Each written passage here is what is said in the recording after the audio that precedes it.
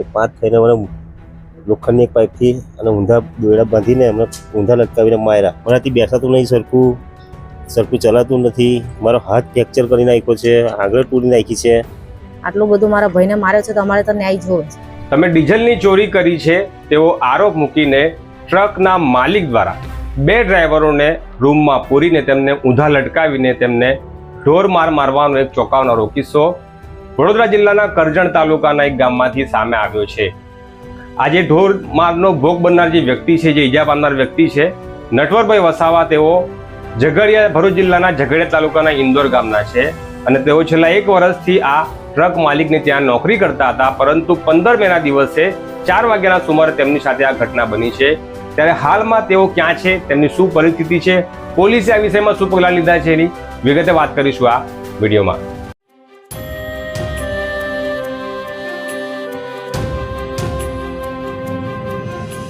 નર્મદા લાઈવમાં તમારું સ્વાગત છે. કરજણ તાલુકાના એક ગામની અંદર રેતીના વેપાર સાથે સંકળાયેલા કથિત રીતે જે આરોપ લાગી રહ્યા છે, કરજણના જે ધારાસભ્ય છે તેમના પુત્ર અને તેમના 4 મળતિયાઓ દ્વારા નટવરભાઈ વસાવા અને બીજા એક અન્ય ડ્રાઈવરને ડીઝલ ચોરીના તેમની ઉપર આરોપો મૂકી તેમને રૂમમાં પૂરીને તેમને લટકાવીને તેમને ઢોર માર્યો હતો. એટલે સુધી કે તેઓ બેભાન ના થઈ ગયા. તેમના શરીરના કોઈ હિસ્સો બાકી નથી કે જ્યાં સોળ અને સપાટાના નિશાનો ન હોય.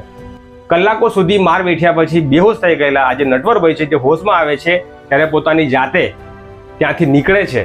તેમના હાથમાં ઈજાઓ છે, તેમના શરીરે બધા જ શરીર પર ઈજાઓ છે તેમને, અને તેઓ આ હાલતમાં નદી કિનારે આવે છે અને નાવડીમાં બેસીને વડોદરાથી જે સામા કિનારે જે ભરૂચ જિલ્લાનું જે ઝઘડિયા તાલુકાનું ઇન્દોર ગામ છે ત્યાં પોતાના ઘરે પોતાના પુત્ર સાથે ત્યાં આવે છે અને ઉમરલા ખાતે તેમને પ્રાથમિક સારવાર માટે તેઓ દાખલ થાય છે.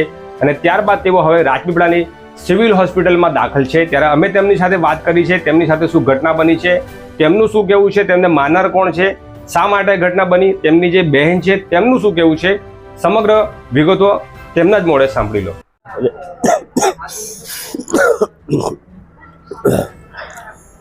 હું વસાવા નટવરભાઈ જીવાભાઈ વસાવા, મારું ગામ છે ઇન્દોર, તાલુકો ઝઘડિયા, જિલ્લો ભરૂચ. હું 1 વર્ષથી અક્ષય પટેલના ગ્રુપમાં, બાપજી ગ્રુપમાં ગાડી ચલાવું છું. એનાથી મારું ઘર પરિવાર ચલાવું છું. તે દિવસ 15/5ના દિવસે અમને ગાડી લઈને ઓફિસ પર બોલાવ્યા. ત્યાં બકાપુર એમનું જે ઓફિસ છે ત્યાં બોલાવ્યા અને તે ટાઈમ લગભગ 4 થી 4:30નો ટાઈમ થયેલો હતો. અને ત્યાં અમને બોલાવી અને એક ફોટો બતાવ્યો. તો ગાડીના ફોટા હતા અને કીધું કે આ ડીઝલ તમે ચોરીમાં, પણ ના, તેમને મારવાનું ચાલુ કરી દીધું અમને. એટલે મારવામાં ઋષિભાઈ પટેલ, જયદત્તભાઈ રાજ, પછી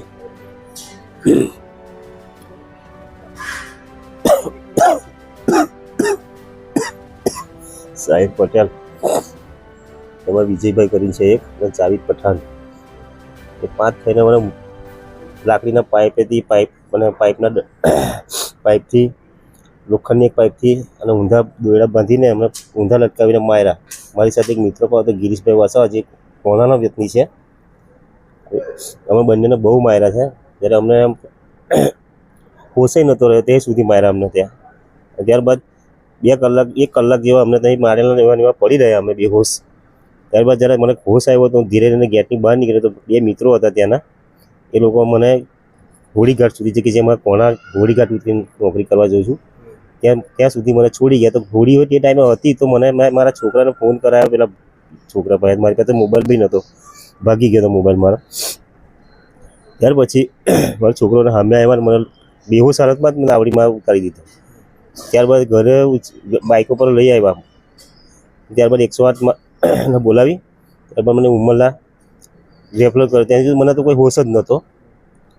ત્યારબાદ થોડો હોશ આવ્યો ત્યારે હું રાજપીપળામાં હતો, સિવિલ હોસ્પિટલ રાજપીપળામાં રહ્યા. પોલીસને ફરિયાદ આવી? પોલીસ નથી આવી? પોલીસ ના, કોઈ પોલીસ કોઈ આવ્યું નથી. શું માંગ છે તમારી? મને ન્યાય જોઈએ છે. મને આજે વગર વાક્ય વગર ગુને માર્યો છે. શરીરમાં કેટલી ઈજાઓ છે તમને? જો શરીરમાં તો મારાથી બેસાતું નહીં, સરખું ચલાતું નથી. મારો હાથ ફ્રેક્ચર કરી નાખ્યો છે, આંગળી તોડી નાખી છે. મારી આંખ પર પાઇપનો દંડો મારી દીધો હતો પહેલાં તો. તમારી સાથે જે ભાઈ હતા એમને પણ મારેલા છે, પણ એ ભાઈ તો ક્યાં છે તે મને ખબર જ નથી. મને તો હોશ આવ્યો એટલે જેવો બેહોશીમાંથી હોશ આવ્યો એટલે હું નીકળી જાય હતો. એ ભાઈનો તો મને પતો જ નથી કે ક્યાં છે એ. જે મારનાર છે એ લોકો તમે એમની ત્યાં નોકરી કરતા હતા? હા, એમણે તમારો સંપર્ક કરવાની કોશિશ કરી છે, તમને પૂછવા કે? મારો મોબાઈલ જ સ્વિચ ઓફ છે. મેં તો ચાલુ જ દિવસનો મોબાઈલ ભાગી ગયો મારો. જે માર્યા ને તે મોબાઈલ પર વાગી ગયો, મોબાઈલ પર ભાગી ગયેલો છે મારો. ઉમરલા તમને જે દવાખાના દાખલ કર્યા હતા ત્યાં પોલીસ આવેલી? તમે ડોક્ટરને લખાવેલું કે તમારી જોડે મારઝૂડ થઈ ગઈ છે? એ મારી બેને લખાવેલી. આ જે ઘટના બની, તમારા જે ભાઈ છે હા એમની સાથે જે ઘટના બની, તો એમને તમે દવાખાને લઈ ગયા, પછી રાત્રિ વેળા, તો એના પહેલા શું થયું હતું? કેવી તમને ખબર પડી આ ઘટના? તો ઘેર પેલો છોકરો લઈને આવ્યો ને તો કે પપ્પાને તો કોઈ બહુ માર્યો છે. તો મેં કીધું કે ગાડી ચાલવા છે તો આપણે તઈ મેનેજરને ફોન કરીને પૂછીએ. તો મેં ફોન કર્યો ભાઈકનથી નંબર લઈને. મેં કીધું કે મારા ભાઈને આટલો બધો માર્યો. તો મૂકું કયા કોને માર્યો? તો કે એમ કે દેશભરની રોડ પર ગાડી લઈને જતા હતા તો ડ્રાઈવરો લડ્યા અને તમારા ભાઈને આટલો બધો માર્યો અને અમે લોકોએ જાણ્યું તો તમારા ભાઈને સહી સલામત ઘેર પહોંચાડ્યો છે. એમનું નામ છે જયદત્તભાઈ. એમને મને ફોન કર્યો તો મારા ફોનમાં એમનો નંબર છે. પછી કેવી રીતે ખબર પડી કે આ ઘટના બીજી રીતે બની ગઈ? એ બીજી રીતે તો મારા ભાઈને હોશ આવ્યો ત્યારે ખબર પડી. બાકી મેં ઉંમરલા બી એ જ લખાયું હતું.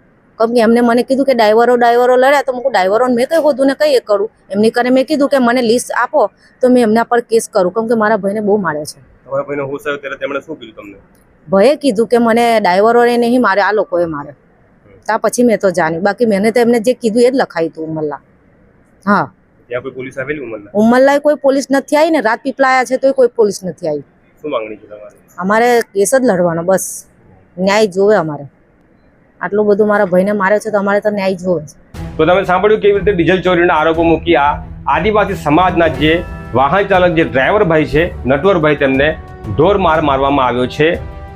બીજી વિગત એમાં ચોંકાવનારી એવી છે કે ઘટના 15 તારીખની છે. 18 તારીખ થઈ જવા છતાં પણ પોલીસે હજુ આ મામલે કોઈ ફરિયાદ નોંધી નથી. પોલીસ કોની રાહ જોઈ રહી છે, કોના ઓર્ડરની રાહ જોઈ રહી છે, એ આપણે આગળ જોવાનું છે. તો આ પ્રકારના ન્યૂઝ અને અહેવાલ માટે નર્મદા લાઈવ સાથે જોડાયેલા.